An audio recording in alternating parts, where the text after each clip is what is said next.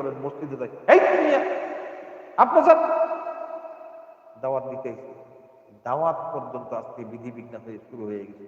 আমাদের দেশের এক শ্রেণীর লোক দেখবেন ইসলাম বিদ্বেষী, মুখে খুব সুন্দর কথা আগে বলেছে ইসলামের কথা, আর এখন দেখি পুরি উল্টো। কি বলবো উল্টো? তারা বলেন আমরা শরিয়া আইনে বিশ্বাসী নই।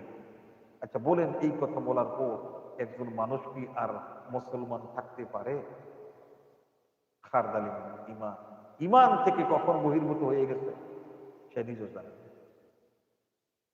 কি বলে? বলে আমরা শরিয়া আইনে বিশ্বাসী নই।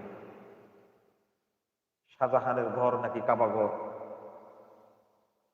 তার খলিফার এক খলিফা এক ব্যক্তি কত ধরনের কত কিছু দিয়া ফেলাইছে যেটা কল্পনা করা যায় না।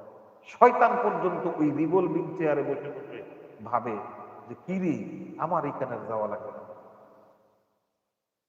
আমার এখানে